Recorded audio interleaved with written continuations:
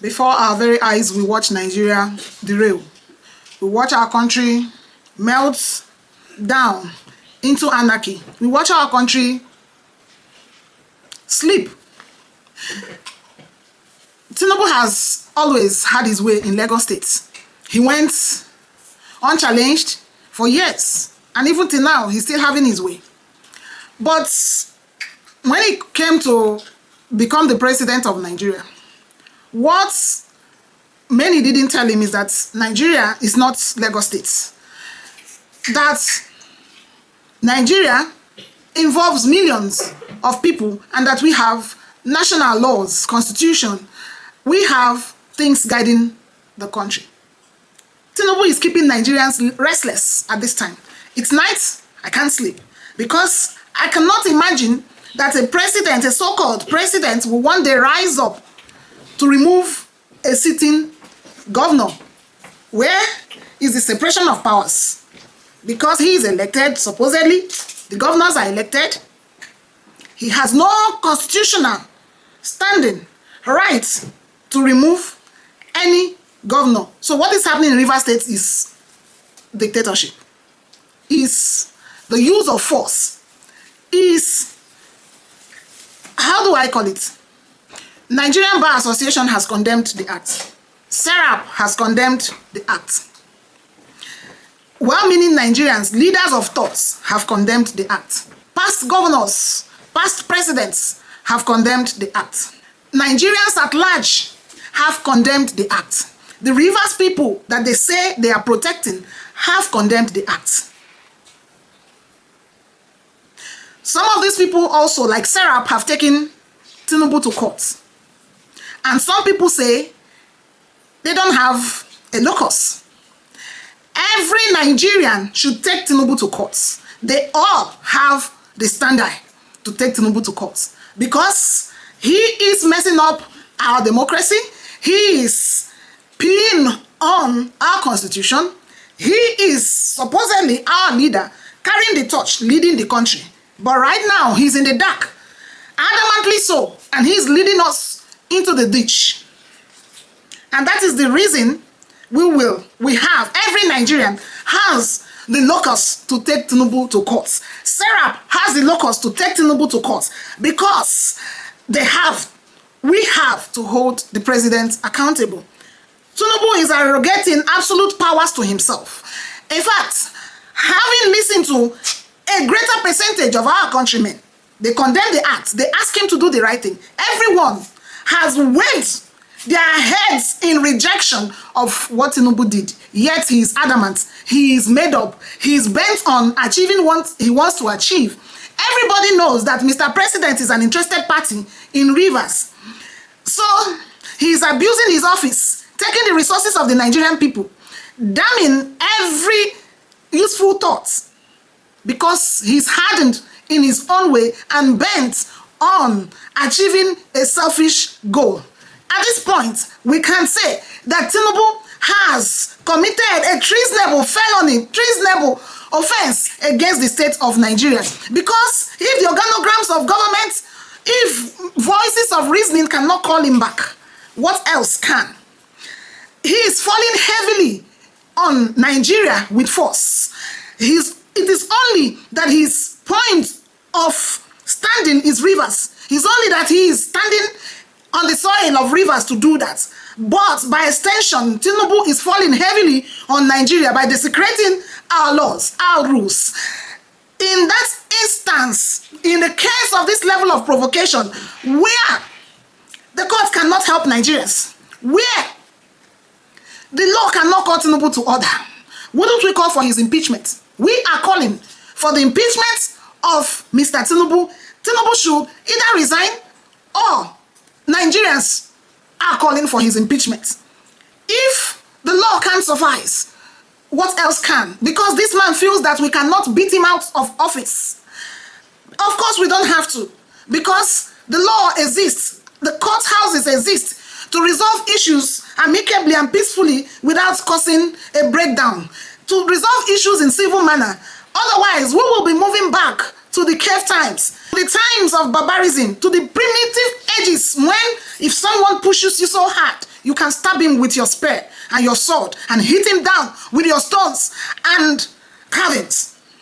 But we can't do that because there is law. We can't do that because we rely on the law. So if the law we rely on cannot help us, because this same man has mopped up the judiciary, or no, not the judiciary, some parts of the judiciary, because it is the criminal elements in the judiciary that are helping him actualize his biddings.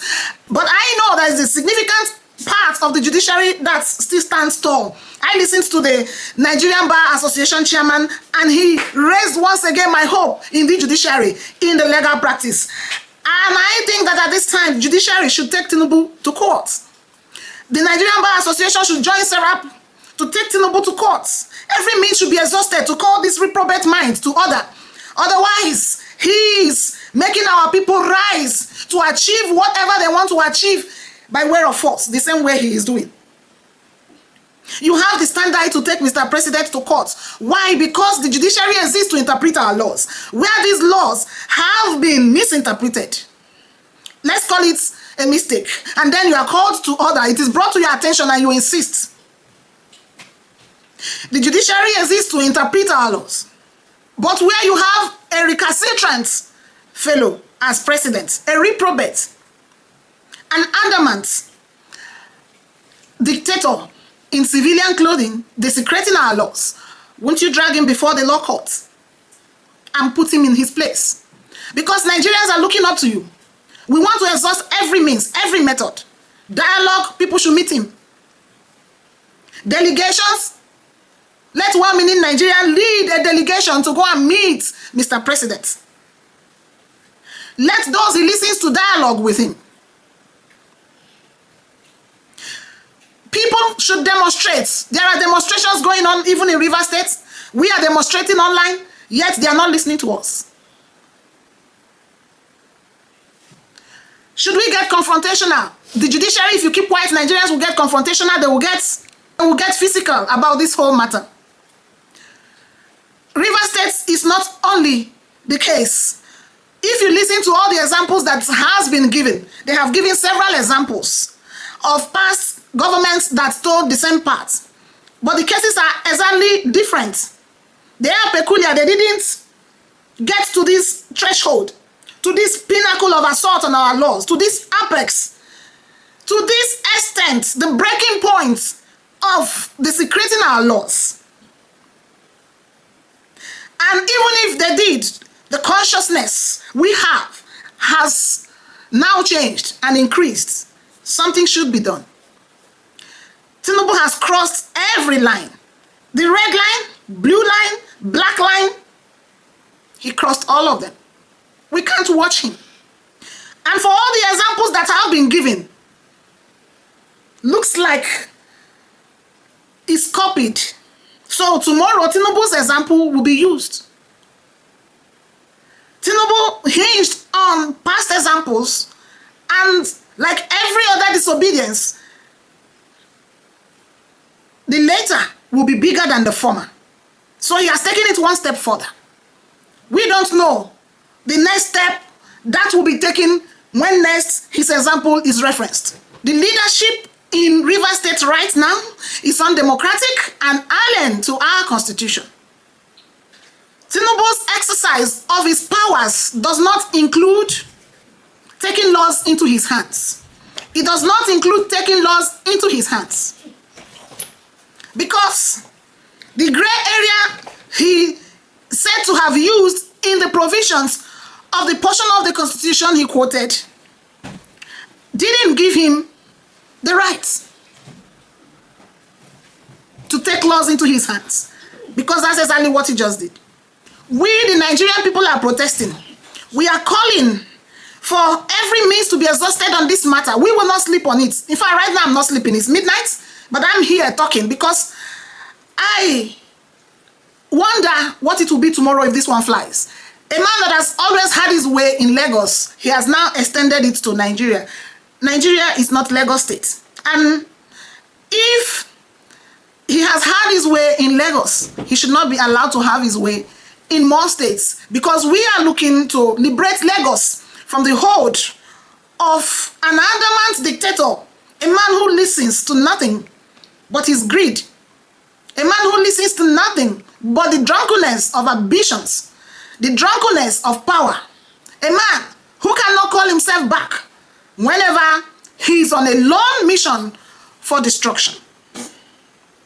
We will not give him more hands to perform his merchandise. We will not give him more legs to perform his wickedness. We will not give him more eyes to see more places to undo. We will not give President Tinubu the passage to continue desecrating the laws, the constitution of Nigeria. We are concerned citizens, and we call that Tinubu either be impeached after every means have been exhausted and he remains adamant, or Nigerians will get confrontational. Who are the custodians of? Who are the gatekeepers of our country? This is not just about constitutional powers. This is not just about governance. History is happening. History is in the making. We would want to hear a part of the history that says that something was done to stop this wrong. What is wrong is wrong, and will not be given the backing with our laws. Will not be given the backing with the office, the highest office in the land. The National Assembly hasn't done the right thing. There was no appropriate voting. It was not open to Nigerians. The little voices of dissent in those houses were shut down. Anything worth doing is worth doing well. And we will continue to say that they have not done what they are supposed to do, what they are empowered by law to do. And if they didn't do it well, they would do it again. If they don't do it again, we will throw it away. It should be trashed. A National Assembly that is in bed with Mr. President is not to be listened to. They have not done the right thing.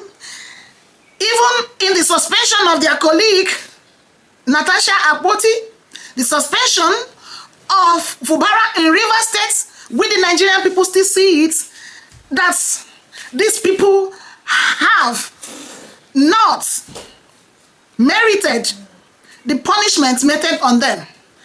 And we still see them as occupying the offices they occupy, no matter the opinion of those who are capitalizing on the powers that the Nigerian people gave them to come against Nigerians heavily.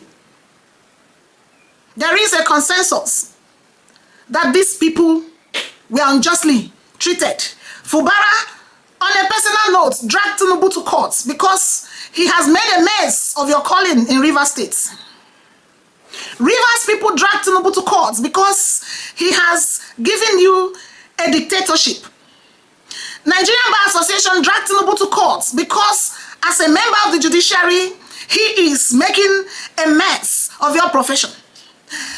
The judiciary in Nigeria dragged Tinubu to court because as an appendage of the full structure of our government, they are misinterpreting the laws, the only assignment that you do in that equation. Executive members dragged Tinubu to court because he is speaking contrary to your voices. National Assembly dragged Tinubu to court because your will haven't been properly represented. Your will has to be properly represented. One man cannot sit on the pew and shout the nays or the yeas have it. That chorus answer didn't give Nigeria the solution at a time like this. The number one assignment you have been given. Tinubu is making Nigerians restless and sleepless. If it's a sheer ignorance, act of ignorance, we can help him to have understanding. Where he refused to get understanding, we will apply the properties of law on him. And where he remains yet adamant, Nigerians will confront him. At this point, Tinubu is on a lone mission. And we, the Nigerian people, have not supported him. We will continue to challenge his actions until we get a lasting results. Fubara remains the governor of Rivers State. Natasha Senator Akpoti remains a senator of Kogi Central. We will not watch a few shred the fabrics of our nation. Otherwise, we are not proud to identify with what you make Nigeria represent. We can pull out of the arrangement if this continues. You further give credence to people who are asking to separate from the union of a Nigeria because they are not proud to identify with what it represents at the moment. I will continue to agitate that the right things be done. Nigerians will continue to agitate that the right things be done. Tinubu has to listen to voice of reasoning. This is too much for our country. We are crying. It is not a social media rant. Whatever you see on this media represents the aspiration of the Nigerian people.